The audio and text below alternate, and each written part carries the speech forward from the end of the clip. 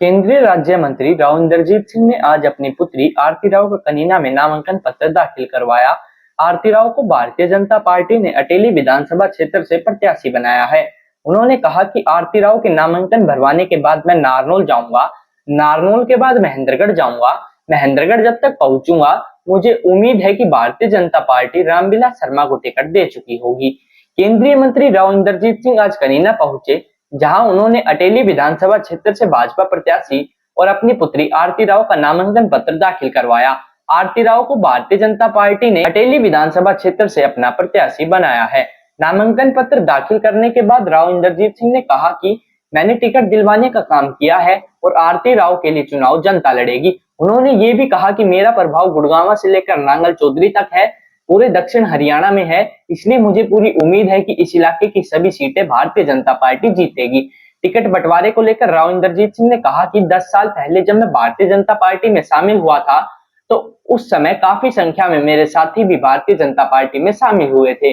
Bharatiya Janata party ने ऐसे लोगों को टिकट दिया है जो पार्टी के वफादार हैं और टिकट पाने के हकदार भी हैं और जीतने वाले उम्मीदवार भी हैं। उन्होंने उम्मीद जताई कि उनके माध्यम से जिन्हें भी टिकट मिला है उन्हें जीत मिलेगी। इस मौके पर नामांकन पत्र दाखिल करने के बाद भाजपा प्रत्याशी आरती राव ने कहा कि मैं पिछले 10 वर्षों से भारतीय जनता पार्टी के माध्यम से जनता की सेवा कर रही हूं। मुझे पहली बार टिकट मिला है और उम्मीद है कि क्षेत्र की जनता मेरा साथ देगी और मैं यहां से जीत भी हासिल करूंगी।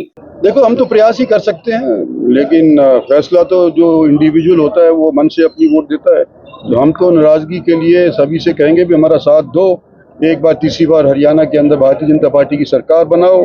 और इस बार जब 2 बार आप लोगों ने सरकार बनाने के अंदर पूरा योगदान दिया था, तो क्या पता इस बार आपके योगदान के साथ हमारा जो आशाएं हैं, पब्लिक की आशाएं हैं, वो भी पूरी हो जाए। आज रामविलास जी भी नामांकन कर रहे हैं सर, वहाँ भी जाएंगे आप? उन्होंने होर्डिंग में आपका हाँ, मैं पहले तो जाऊंगा नारनौल, ओम प्रकाश जी का पर्चा भरवाने के बाद वहाँ पर लोगों को संबोधित करना चाहता हूँ और उसके बाद रामविलास जी के घर होता हुआ मैं यहाँ पर वापस आऊंगा और उम्मीद करता हूँ कि पार्टी उनको टिकट उस टाइम तक दे देगी। देखो, हमारा प्रभाव ज्यादातर दक्षिणी हरियाणा के अंदर है और गुड़गांव से लेकर के नांगल चौधरी तक हम उम्मीद कर रहे हैं कि सारी की सारी सीट जनता भारतीय जनता पार्टी की झोली में डालेगी। अच्छा, आपकी बार ज्यादातर सीटों के ऊपर आपके कैंडिडेट मिले हैं आपको, तो आप दक्षिण हरियाणा से लगता है कि अब की बार कहीं ना कहीं चौधरी की जो लड़ाई थी वो पूर्ण करवा पाएंगे? देखो, पार्टी ने मेरी सीट या किसी और की सीट के नाते टिकट नहीं दिए हैं। सर्वे होते हैं और सर्वे के आधार के ऊपर जो सबसे सर्वप्रिय कैंडिडेट नजर आता है उसको टिकट मुहैया करती है।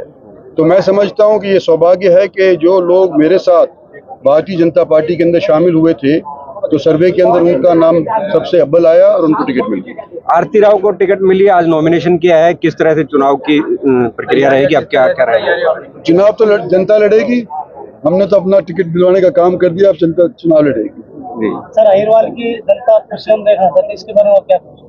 देखो, ये अहिरवाल की जनता का कई सालों से सपना है, लेकिन 10 साल पहले जब मैं भारतीय जनता पार्टी के अंदर अपने साथियों के साथ शामिल हुआ था तो उस टाइम तक कई लोग पार्टी के अंदर मुझे बाहर का एक व्यक्ति माना करते थे।